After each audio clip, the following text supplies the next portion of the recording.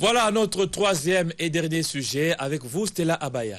Oui, notre troisième sujet, on l'aborde avec Astrid Mbouyi. Elle est notre consoeur ici même à la RTG Award. Il s'agit donc de l'encadrement des jeunes dans les églises des réveils. Bonsoir Astrid. Bonsoir Stella, bonsoir Jacques et bonsoir à tous nos téléspectateurs. Alors Astrid, de quelle manière s'organisent nos églises des réveils pour encadrer les jeunes? D'abord, le constat que nous avons fait dans la plupart des églises des réveils, il y a d'abord un département de la jeunesse. Au-delà d'autres départements d'encadrement, il y a un département de la jeunesse qui, au sein de ce département, il y a un comité, un président, un vice-président, un secrétaire, un rapporteur, un financier. Vraiment, c'est bien régi, qui encadre le jeune en général. Et il faut préciser que l'encadrement ne se fait pas que pour la prière. Il y a des formations, il y a des ateliers, il y a des travaux qu'ils font des fois sur l'avenue ou dans les quartiers où ils évoluent, au-delà des activités concernant le spirituel.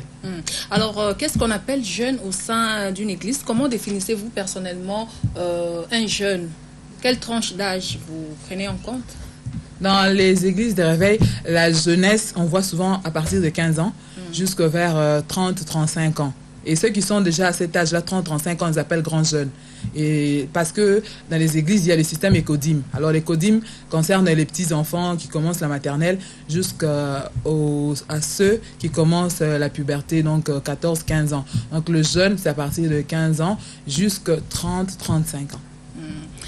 Pourquoi alors, selon vous, les jeunes qui évoluent dans les églises ne sont pas aussi bénéfiques pour leur pays?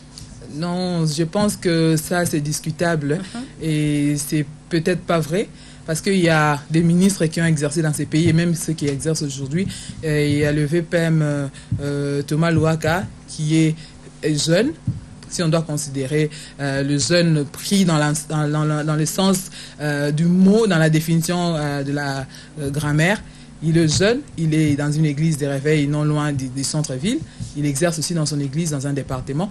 Et il y a des jeunes qui sont dans des églises, qui travaillent dans les églises, mais dans la vie active, ils ont des PME, des petites et moyennes entreprises, ils ont des activités qu'ils sont en train de faire. Il y a d'autres qui sont même engagés chez d'autres privés ou qui sont dans la fonction publique. Mais ce qu'il faut dire, il y a un taux élevé de chômage en RDC. Parlons de Kinshasa où nous sommes. Et puis, c'est au fait que ceux qui sommes, soit se retrouvent dans des coins de rue, en train de papoter, de jouer aux dames ou autre chose, et de traîner dans des cyber, ou d'autres se retrouvent dans des églises, en train de prier à longueur de journée, à faire des visites, à faire autre chose. C'est peut-être dans ce sens-là qu'on considère que les jeunes traînent dans l'église au lieu d'être bénéfiques pour le pays. Mais les jeunes qui sont dans les églises sont aussi dans la vie active impliquée pour l'avancement de la chose publique. Alors une question, Astrid, vous avez parlé de l'encadrement des jeunes, mais comment vous justifiez le taux élevé de délinquance dans le pays, trop de petits voyous, trop d'enfants qualifiés abusivement, enfants des rues, enfants en rupture avec leur famille?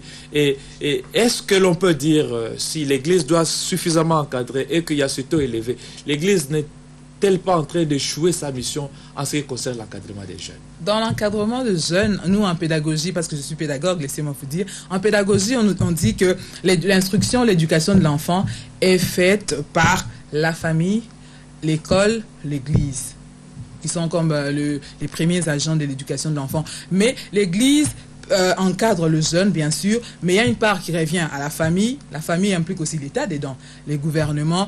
Que fait aussi le gouvernement pour le jeune? C'est vrai, le gouvernement, ça part. Le jeune qui traîne dans les rues aujourd'hui, ce n'est pas qu'un problème d'église ou un problème de nos pasteurs. Pas vraiment. Il y a des fois, il y a des petites situations qui se justifient, mais il faut tenir compte que l'église est limitée dans sa façon d'agir. Parce que ce n'est pas tout le jeune ou tout le monde qui est dans la ville de Kinshasa qui fréquente des églises de réveil. Il y a des stéréotypes autour d'abord des églises de réveil. Et pour qu'une personne envoie ses enfants dans une église dite de réveil, il faut aussi soit qu'il soit dedans, ou alors c'est une prophétie ou un truc qui le pousse à envoyer son enfant. J'ai parlé de l'église en général. Alors, je pose une autre question, Madame Astrid. L'église qui demande aux jeunes de respecter les 10 commandements des dieux, si on est chrétien, et à travers les ateliers, on multiplie les enseignements. Quand on est au sein de l'église, on essaye d'accepter ces enseignements, mais en dehors de l'église, ce sont les mêmes jeunes qui s'adonnent aux pratiques contredisant ces commandements. Comment vous pouvez vous expliquer cette situation? Mais bien Jacques, quand on jette les filets dans l'eau, on ramasse pas que le poisson. Il y a des ordures, il y a des chaussures qu'on ramasse, il y a des seringues qu'on récupère, il y a des vêtements. Donc dans les églises, il y a toutes ces personnes qui viennent. Ceux qui viennent avec l'idée d'aller prier, de ces convertis, de changer de vie. Il y a aussi de ceux qui vont, il va parce qu'il veut draguer une fille. Il va parce qu'il aime l'accoutrement du pasteur. Donc, il y a plusieurs motivations lorsque les gens vont à l'église. Moi, je pense que ceux qui vont à l'église et qui ne changent pas tout d'un coup, alors là, il faut voir leur motivation. Est-ce qu'il n'y a pas nécessité de revoir un peu la façon d'encadrer des jeunes dans des églises en général, selon vous?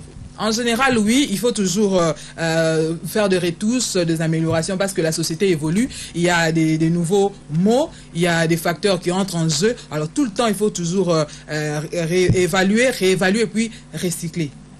Quel est votre point de vue, par exemple, par rapport aux jeunes qui évoluent dans des églises, qui sont encadrés dans des églises, mais qui s'adonnent à Twitter, qui s'adonnent à Facebook, avec toute la pratique, toute la technologie développée? Quel regard vous pouvez porter sur ces jeunes? Utiliser les nouvelles technologies de l'information et de la communication n'est pas mauvais.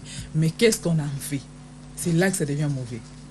Ce n'est pas mauvais d'utiliser une nouvelle technologie parce que grâce à cela, on ajoute la connaissance, comme on dit knowledge en anglais, on ajoute la connaissance, on apprend, on tisse des relations, mais qu'est-ce qu'on en fait exactement? Si on va avec les nouvelles technologies pour un usage qui est honteux, entre guillemets, alors là, c'est le problème de la personne. Nos pasteurs ou les pasteurs ne sont pas derrière chacun pour vérifier qu'est-ce qu'il fait, mais on donne les enseignements en général à chacun de recevoir et d'appliquer par rapport à sa discipline personnelle et à l'éducation reçue. Voilà, merci beaucoup Astrid Debout. Je rappelle Jacques. que vous êtes notre consoeur, journaliste à la rédaction TV. Merci de nous avoir édifié sur cette question, une question capitale quant à l'avenir de la jeunesse et donc de la République démocratique du Congo. Mesdames et messieurs, 2 heures de news, ça se poursuit à 19h. Vous allez retrouver Martin Modimbi pour la grande édition d'information. Quant à nous, c'était là. Un mot quand même aux téléspectateurs. On dit grand merci, madame, messieurs, à vous tous qui nous avez suivis avec attention, soutenus pour le compte de cette première partie de 2 heures de news. Restez donc branchés puisque 2 heures de news, ça se poursuit avec Martin Moudimbi que vous retrouverez tout à l'heure. D'ici là, on vous souhaite un très bon début de week-end.